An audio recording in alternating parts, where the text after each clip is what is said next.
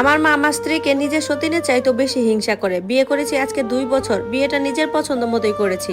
এই জিনিসটা আমার মা আজ পর্যন্ত কোনোভাবেই মানতে পারেনি। বিয়ের আগে সে আমাকে অনেক মেয়ে দেখিয়েছে, কিন্তু তাদের কাউকে আমার ভালো লাগেনি। অতিরিক্ত বাচাল, গায়ে পড়া এই টাইপের মেয়ে আমার একদমই পছন্দ না। কিন্তু আমার মা ভাবে মেয়ে মানুষ বাচাল হলেই মনে হয় মিশুক, ঘর আলো করে রাখে। তাই তার পছন্দ করা মেয়েকে না বিয়ে করে নিজের পছন্দ মতো একটা সহজ সরল দিনদার মেয়ে বিয়ে করেছি। এটা আমার মায়ের একদমই পছন্দ হয়নি। ব্যাস এই একটা জেদ আর অহংকার থেকেই আমাদের সংসারে শুরু হয়েছে এক অশান্তির আগুন।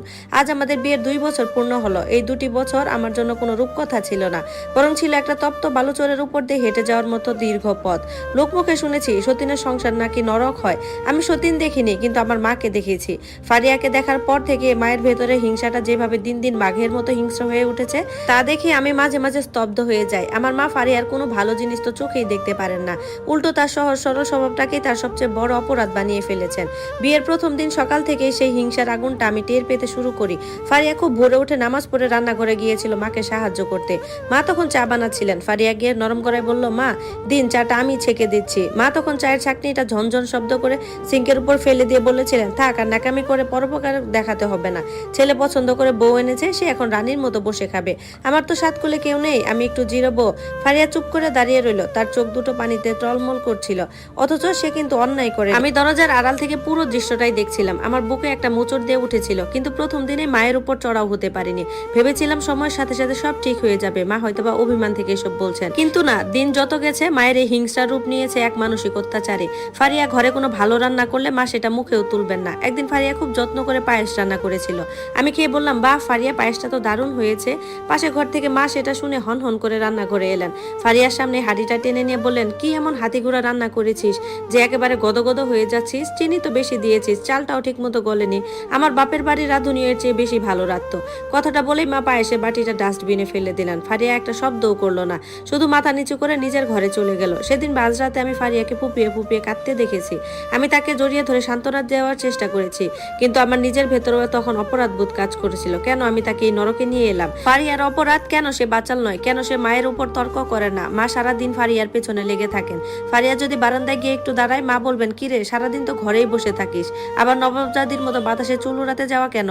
ফারিয়া যদি ঘরে বসে কোরআন তিলাওয়াত করে, মা দূর থেকে টিপ্পনি কেটে বলবেন, লোক দেখানো দিনদারি, ভেতরে তো সব অহংকার আর জিলাপির প্যাচ। আমি মাঝে মধ্যে মাকে বোঝানোর চেষ্টা করি, মা ও তো কোনো দোষ করেনি, ও তো সবসময় তোমার কথাই মেনে চলে, তুমি কেন ওর সাথে এমন করো? মা তখন আমার দিকে তিনকোনা চোখে তাকিয়ে বলতেন, করবো না করবো না কেন? তুই তো ওর আঁচল ধরা গোলাম হয়েছিস। তুই তোর নিজের মায়ের পছন্দের কোনো দাম আছে তোর কাছে? তুই যে ওই মেয়েটাকে বিয়ে করে আমার মুখে চুনকালি দিয়েছিলি, সেটা আমি মরার আগ পর্যন্ত ভুলবো না। মায়ের এই অন্ধক্ষোভের কোনো যৌক্তিক কারণ নেই। এটা স্রেফ একটা বিশুদ্ধ হিংসা। যে হিংসা একজন মাকে অন্ধ করে দেয়, যে হিংসা একটা সুন্দর সংসারকে তিলে তিলে ধ্বংসের দিকে ঠেলে দেয়। ফারিহা শত আঘাত পেয়েও আমার দিকে তাকিয়ে মুখ বুজে সব সহ্য করে যাচ্ছে, কিন্তু একটা মানুষের সহ্য শক্তির তো একটা সীমা থাকে। আজ রাতে খাবার টেবিলে মা কোনো কারণ ছাড়াই ফারিয়ার তরকারি রান্না নিয়ে চরম কটু কথা শোনালেন। ফারিয়া না খেয়েই টেবিল থেকে উঠে গেছে। আমি আমাদের ঘরে বারান্দায় দাঁড়িয়ে অন্ধকারের দিকে তাকিয়ে আছি। ফারিয়া বিছানায় শুয়ে আছে, হয়তোবা নিঃশব্দে কাঁদছে। আমি বুঝতে পারছি না যে আমার নিজের পছন্দ করা এই সহজ সরল দিনদার মেয়েটাকে আমি আমার মায়ের এই হিংসার হাত থেকে কিভাবে বাঁচাবো? আমাদের এই দাম্পত্যের ভবিষ্যৎ কোন দিকে যাচ্ছে? সকালবেলা ঘুম থেকে উঠে দেখি ফারিস্তা বমি করে ভাসিয়ে দিল। ভয়েস এন্ড ভিডিও জান্নাত স্টোরি। ফারিয়ার তীব্র বমির শব্দে আমার ভোরের ঘুমটা ভেঙে গেল। ধরফর করে উঠে বাথরুমে গিয়ে দেখি সে বেসিনের উপর ঝুঁকে পড়ে হাঁপাচ্ছে, মুখ চোখ ফ্যাকাশে হয়ে গেছে, শরীরটা যেন একেবারে ভেঙে পড়েছে। 2 বছরের চেনা এই ক্লান্ত মুখটা দিকে তাকিয়ে আমার বুকটা মোচড় দিয়ে উঠল। মাথায় হাজারটা দুশ্চিন্তা ভার করলো। কাল রাতে না খেয়ে ঘুমানোর জন্য কেমন হলো, নাকি মায়ের দেওয়া মানসিক চাপ সহ্য করতে করতে মেয়েটার শরীরটাও এই জবাব দিল। ফারিয়াকে ধরে এনে বিছানায় শোয়ালাম। কপালে হাত দিয়ে দেখলাম জ্বর তেমন একটা নেই, কিন্তু শরীরটা কেমন যেন কাঁপছে।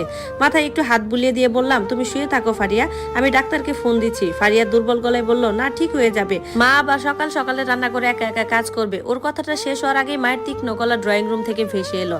বেলা তো দুপুর হতে চললো। নবাবজাদির কি আজকেও সূর্যোদয় হয়নি, নাকি কালকের ওই একটুখানি কথার অভিমানে আজ আর বিছানা থেকে নামা হবে না? আমি আর সহ্য করতে পারলাম না। ঘর থেকে বেরিয়ে মায়ের সামনে গিয়ে দাঁড়ালাম। শক্ত গলায় মাকে বললাম, মা শুনো, ও কোনো ন্যাকামি করছে না, ফারিয়া খুব অসুস্থ, সকাল থেকে অনেক বমি করছে। মা একটা বাঁকা হাসি দিয়ে বলল, আহারে কত দরদ, একটু বমি করলে অসুস্থ হয়? আমাদের আমলে তো বমি করতে করতে পুরো সংসার সামলেছি, কই কেউ তো এমন মাথায় তুলে না চায়নি। ডাক্তার বাবু আমাদের পরিচিত ছিলেন, তাই খবর দিতেই সকাল সকাল চলে এলেন। ফারিয়াকে পরীক্ষা করে যখন তিনি মুচকি হেসে আমাদের দিকে তাকালেন, তখন ঘরের ভেতরে তপ্ত বাতাসটা এক পলকে হিমশীতল হয়ে গেল। ডাক্তার বাবু আমার পিঠে চাপড়ে বললেন, অভিনন্দন ফাহিম, তোমরা বাবা মা হতে চলেছ।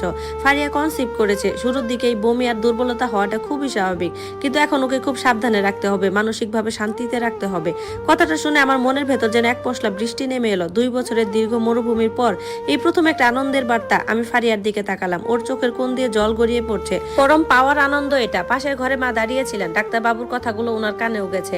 আমি আর চোখে মায়ের দিকে তাকালাম। মায়ের মুখে সেই চেনা কঠিন ভাবটা যেন এক মুহূর্তের জন্য থমকে গেল। যে চোখ দুটোতে সবসময় হিংসার আগুন জ্বলতো, সেখানে কেমন যেন একটা দোলচাল দেখতে পেলাম। যতই হোক, নিজের ছেলের রক্ত, নিজের বংশের প্রদীপ আসছে, এই সত্যটা ওনার ভেতরের অন্ধ জেদটাকে কিছুটা হলেও